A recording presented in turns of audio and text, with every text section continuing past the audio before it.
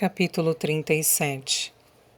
A antiga trilha de caça de búfalos, conhecida como Trilha dos Três Desfiladeiros, seguia para o oeste, quilômetro após quilômetro, atravessando a paisagem ondulada da Virgínia. Ela corria paralela ao rio James, como Lizzie pôde ver no mapa de Mac. Atravessava uma série de elevações e vales, formados pelas centenas de riachos que desaguavam no rio ao sul. A princípio, passaram por inúmeras propriedades grandes, como as que existiam nas cercanias de Fredericksburg. Mas, à medida que avançavam para o oeste, as casas e campos se tornavam menores e as extensões de terra devoluta maiores. Lizzie sentia-se feliz. Também sentia medo, ansiedade e culpa, mas não podia deixar de sorrir. Estava ao ar livre, a cavalo, ao lado do homem que amava, começando uma grande aventura. Sua cabeça preocupava-se com o que podia acontecer, mas seu coração cantava. Forçaram bastante os cavalos, pois temiam que pudessem ser seguidos. Alicia Jamieson não ia ficar sentada quietinha em Fredericksburg, aguardando que Jay voltasse para casa. Teria enviado uma mensagem para Williamsburg ou ido lá ela própria para avisá-lo do que acontecera. Não fosse pela notícia que ela trouxera sobre o testamento de Sir George, Jay poderia dar de ombros e deixar que se fossem. Mas agora precisava da esposa para providenciar o neto indispensável. Quase que certamente iria perseguir Lizzie. Tinham diversos dias de vantagem sobre Jay, mas ele viajaria mais depressa, pois não precisava de uma carroça de suprimentos. Como seguiria a trilha dos fugitivos? Teria que fazer indagações nas casas e tavernas ao longo do caminho na esperança de que as pessoas reparassem em quem passasse. Havia poucos viajantes na estrada e a carroça podia muito bem ser lembrada. No terceiro dia, a paisagem tornou-se mais acidentada. Campos cultivados cederam lugar a pastagens e uma cadeia de montanhas azuis apareceu ao longe em meio à névoa. À medida que os quilômetros iam sendo vencidos, os cavalos tornavam-se exaustos, tropeçando na estrada de solo muito irregular e teimosamente reduzindo a velocidade. Nos trechos de subida, Mac, Lizzie e Peg saltavam e caminhavam para reduzir a carga, mas não era o bastante. As cabeças dos animais abaixavam, seu ritmo reduzia-se ainda mais e eles não mais reagiam ao chicote. O que é que há com eles? Perguntou Mac ansioso. Temos que alimentá-lo melhor, respondeu ela. Estão vivendo do que conseguem pastar de noite. Para um trabalho destes, puxar uma carroça o dia inteiro, os cavalos têm que comer aveia. Eu devia ter trazido um pouco, replicou ele lastimando-se. Nem pensei nisso. Não sei muitas coisas sobre cavalos. Naquela tarde, chegaram a Charlottesville, um novo povoado estabelecido, onde a trilha dos Três Desfiladeiros cortava a trilha dos Semínolas, uma velha rota indiana no sentido norte-sul. A cidade fora projetada em ruas paralelas que subiam a montanha vindas da estrada, mas a maioria dos lotes ainda não tinha nada, havendo apenas umas 12 casas ao todo. Lizzie viu um tribunal com um pelourinho na frente e uma taverna identificada por um cartaz onde haviam pintado toscamente um cisne. Podemos comprar aveia aqui, disse ela. Não vamos parar, disse Mac. Não quero que se lembrem de nós. Lizzie compreendeu o raciocínio dele. A encruzilhada apresentaria um problema a Jay. Ele teria que descobrir se os fugitivos tinham virado para o sul ou continuado para o oeste. Se chamassem a atenção parando na taverna para comprar suprimentos, facilitariam a tarefa de Jay, Os cavalos teriam que sofrer mais um pouco. Poucos quilômetros além de Charlottesville, eles pararam onde a estrada era atravessada por uma trilha quase invisível. Mac acendeu uma fogueira e Lizzie preparou canjica. Sem sombra de dúvida, havia peixe nos riachos e cervo nos bosques, mas os fugitivos não tinham tempo para pescar ou caçar, de modo que tomaram mingau. Aquilo não tinha gosto de nada. Foi o que Lizzie descobriu, e a textura pegajosa era nauseante. Ela obrigou-se a tomar algumas colheres, mas ficou enjoada e jogou o resto fora. Sentiu-se envergonhada ao se lembrar de que os peões de Mockjack Hall tinham comido aquilo todos os dias. Enquanto Mac lavava as tigelas num regato, Lizzie amarrava os cavalos, de modo que pudessem pastar à noite, mas não fossem capazes de fugir. Por fim, os três se embrulharam em cobertores e se deitaram debaixo da carroça, lado a lado. Lizzie gemeu quando se deitou e Mac perguntou: "O que é que há?" "Minhas costas doem", respondeu ela. "Você está acostumada com um colchão de penas." "Prefiro deitar no chão frio com você do que dormir sozinha num colchão de penas." Não fizeram amor com Peggy ao lado, mas quando acharam que ela estava dormindo, falaram, cochichando bem baixinho, sobre todas as coisas que tinham passado juntos.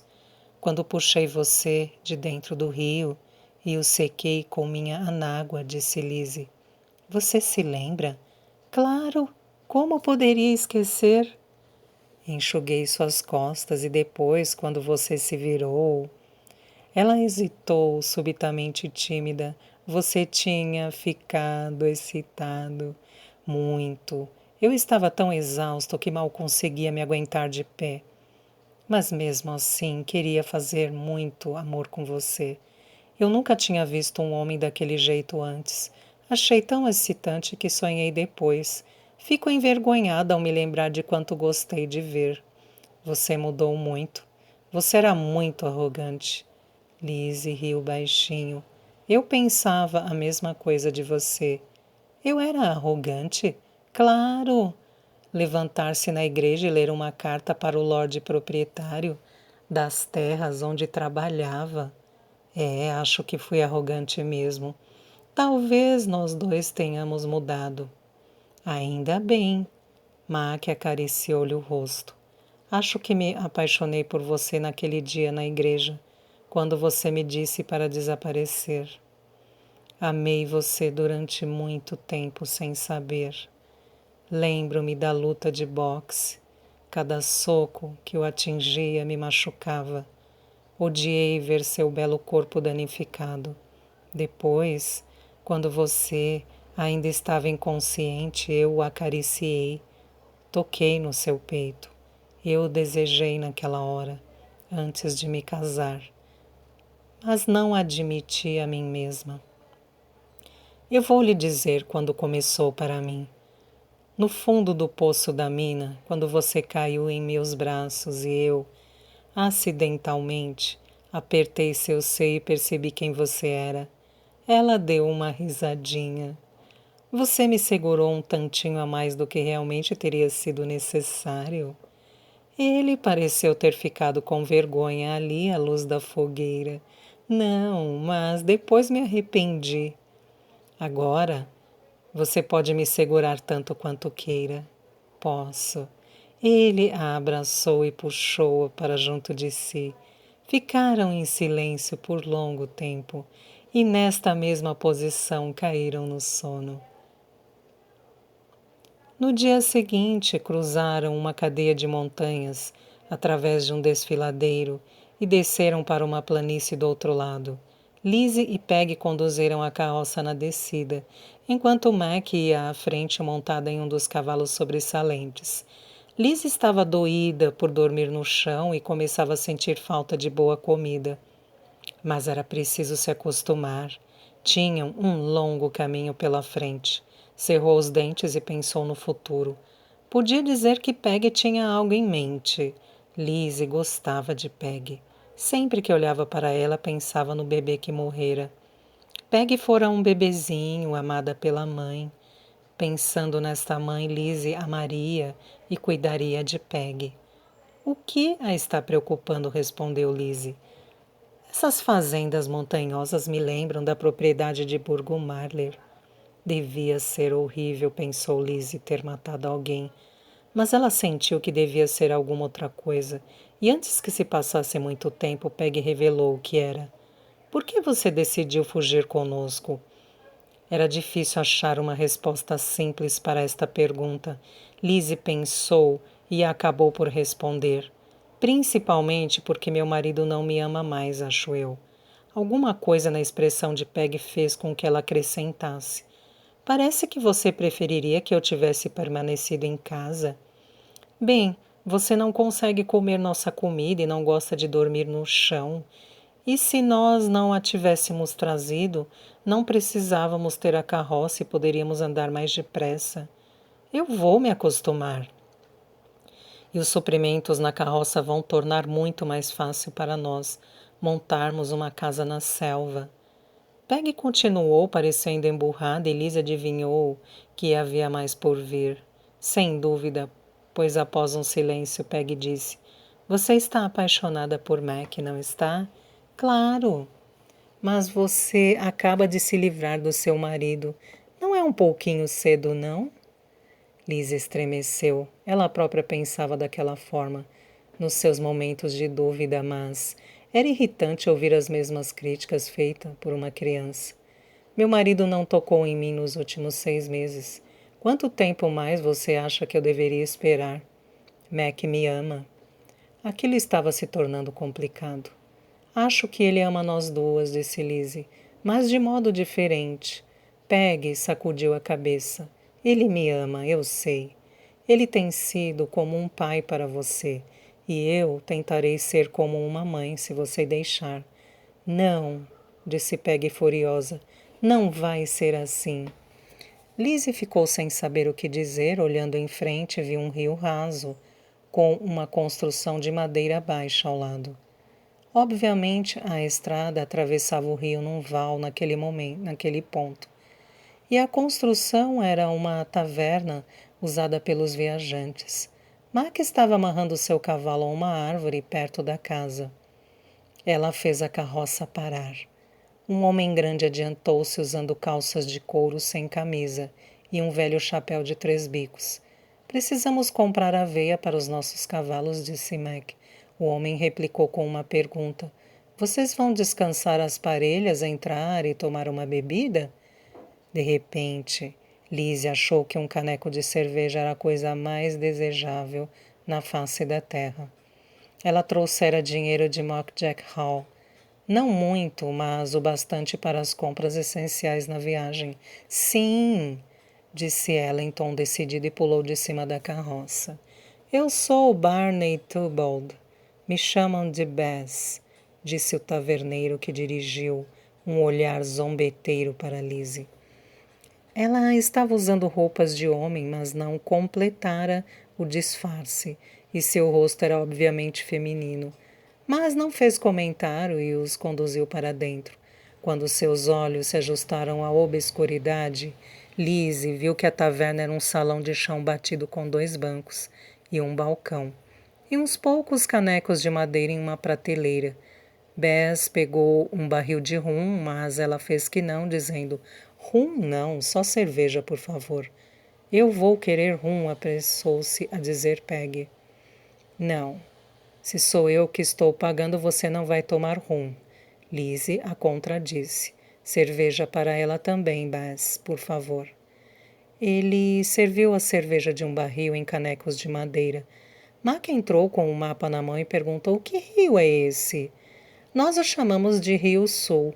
Depois de atravessá-lo, onde a estrada vai dar?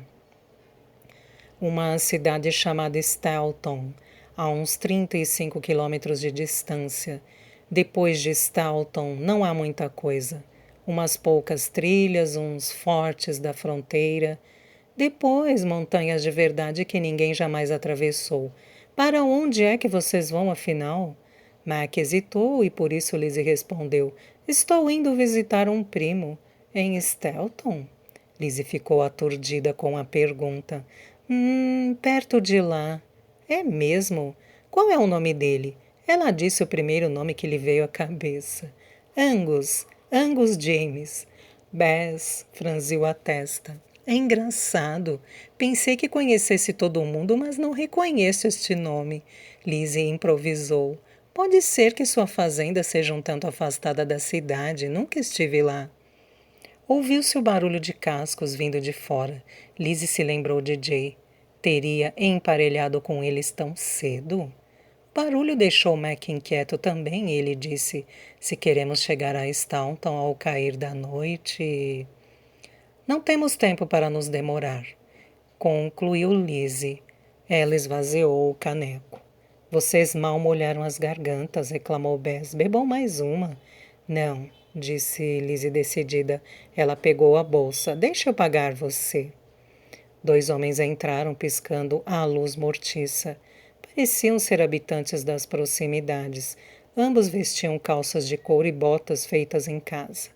Com o canto do olho, Lizzie viu Peg sobressaltar-se e voltar as costas aos recém-chegados, como se não quisesse que vissem seu rosto. Um deles cumprimentou alegremente. Olá, estranhos! Era um homem feio com o nariz quebrado e um olho fechado. Eu sou Chris Dobbs, conhecido como Zarolho Dobbs. É um prazer conhecer vocês. Quais são as notícias do leste? Os ingleses continuam gastando dinheiro dos nossos impostos em novos palácios e jantares elegantes? Deixem que eu lhes pague uma bebida. Rum para todo o mundo, Bess, por favor.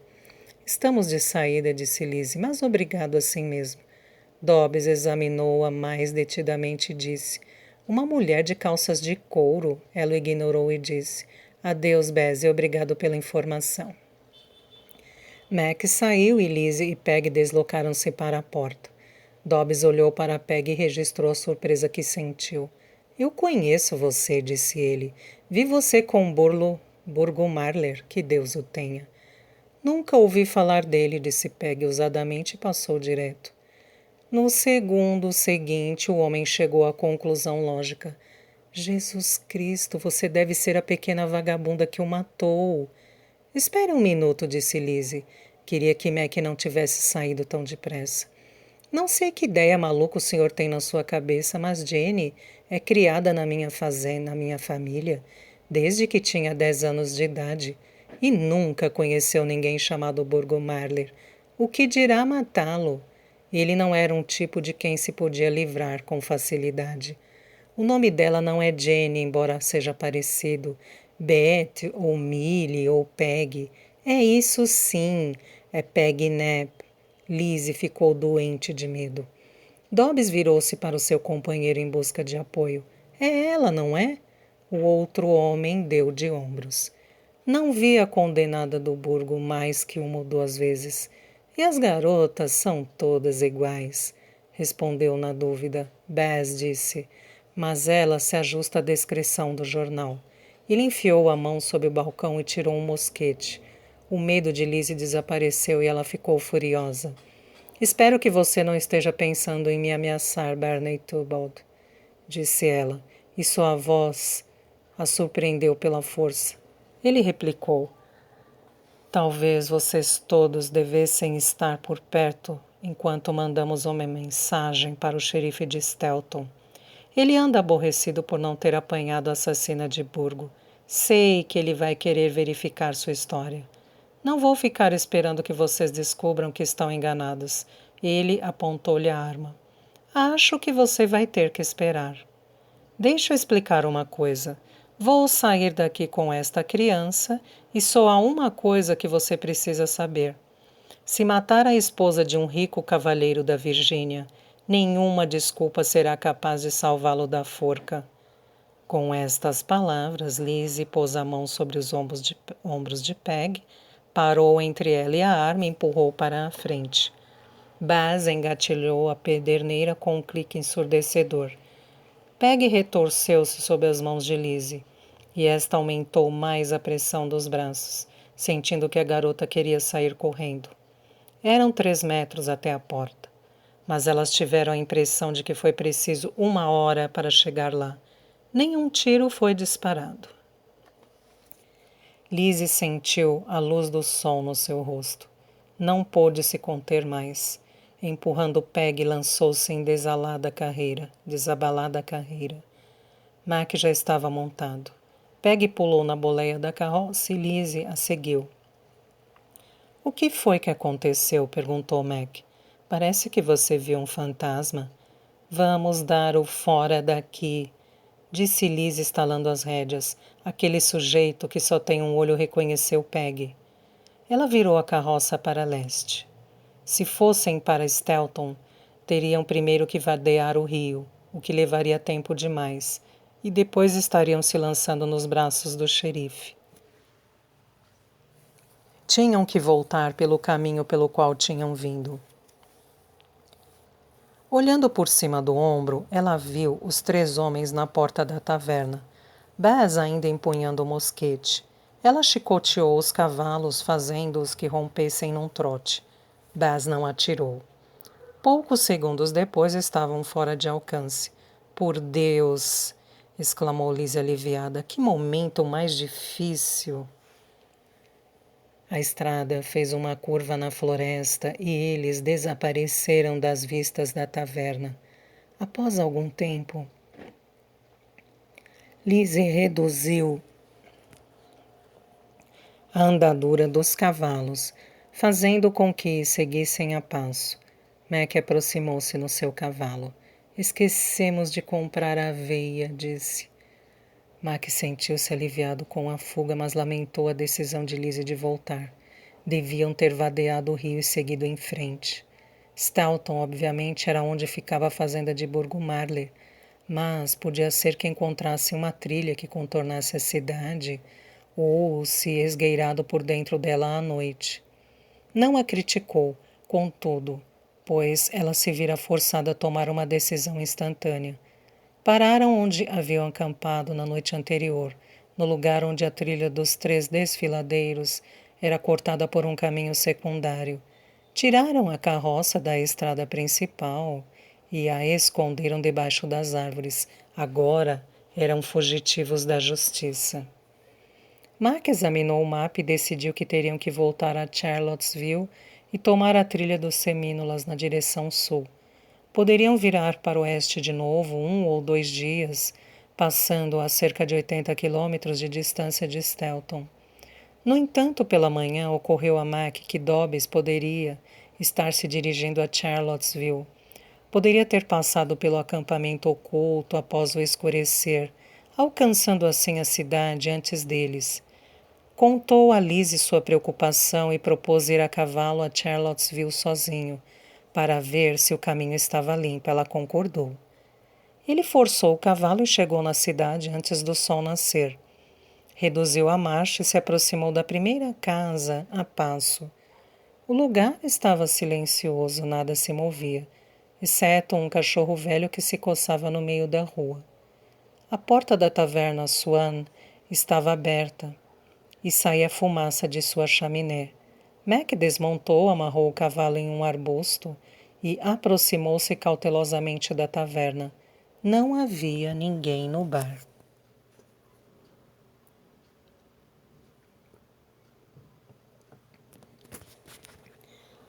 Talvez Dobbs e seu companheiro inseparável tivessem ido na direção contrária, rumo a Stelton.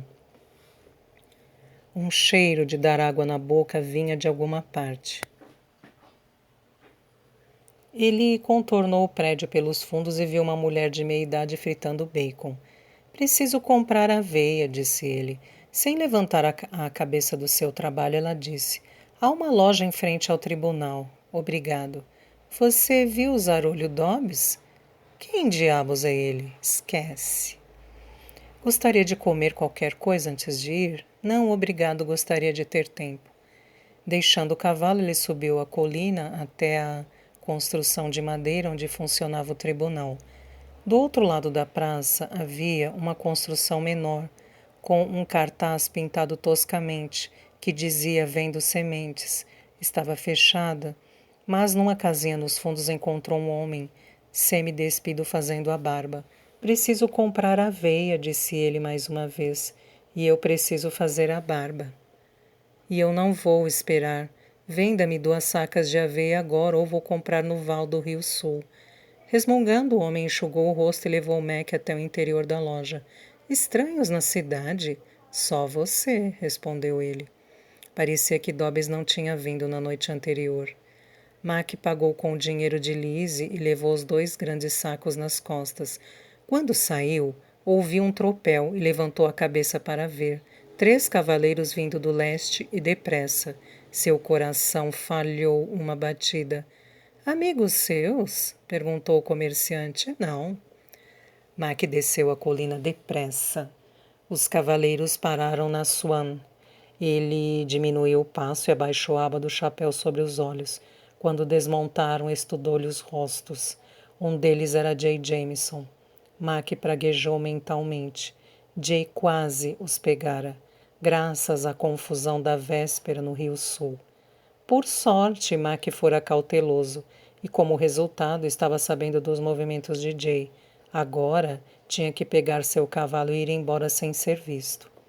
De repente, ele percebeu que o seu cavalo tinha sido roubado de Jay e estava amarrado por uma corda a um arbusto a menos de 3 metros de distância do lugar onde Jay agora se encontrava.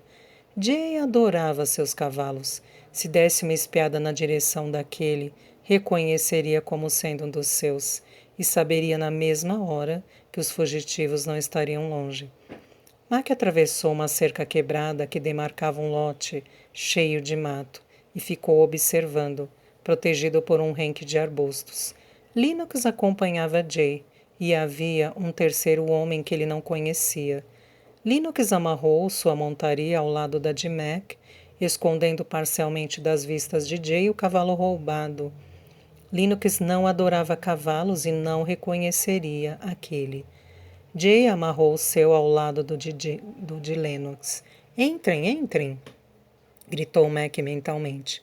Mas Jay virou-se e disse qualquer coisa para Lennox. Lennox disse qualquer coisa e o outro homem deu uma risada grosseira. Uma gota de suor rolou pela testa de Mac e caiu dentro do seu olho. Ele piscou e, quando sua visão clareou, os 3 estavam entrando na Swan. Ele deixou escapar um suspiro de alívio, mas ainda não tinha acabado. Saiu de trás dos arbustos ainda recurvado, sob o peso de 2 sacas de aveia, e atravessou a estrada rapidamente para o lado da taverna. Transferiu os sacos para o cavalo. Ouviu o barulho de alguém às suas costas. Não se atreveu a virar-se. Pôs um pé no estribo e uma voz exclamou: Ei, você! Mac virou-se devagar. Era o estranho. Respirou fundo e disse: O que é? Queremos comer. Fale com a mulher nos fundos. Mac montou no seu cavalo. Ei, o que é agora? Passou por aqui uma carroça puxada por 4 cavalos com uma mulher, uma menina e um homem. Mac fingiu pensar. Recentemente não, respondeu saindo. Não se atreveu a olhar para trás. 1 minuto depois tinha deixado a cidade. Sentia-se ansioso para voltar para junto de Lizzie e Peggy, mas viu-se forçado a ir devagar por causa do peso da aveia, e o sol estava escaldante na hora em que chegou à encruzilhada. Saiu da estrada principal e tomou a trilha secundária até o acampamento oculto. Jay está em Charlottesville, disse assim que viu Lizzie. Ela empalideceu. Tão perto. Provavelmente ele seguirá a trilha dos 3 desfiladeiros, atravessando as montanhas mais tarde ainda hoje. Mas assim que chegar no val do Rio Sul, descobrirá que voltamos. Isto o colocará apenas 1 dia e meio atrás de nós. Teremos que abandonar a carroça e todos os nossos suprimentos. A maior parte deles. Temos 3 cavalos sobressalentes. Poderemos levar tudo o que eles conseguirem carregar. Mac deu uma olhada na trilha estreita que buscava o sul, saindo do ponto onde tinham acampado. Em vez de voltar para Charlottesville, podíamos tentar seguir por esta trilha para o sul. Provavelmente ela corta caminho e se encontra com a trilha dos Semínolas.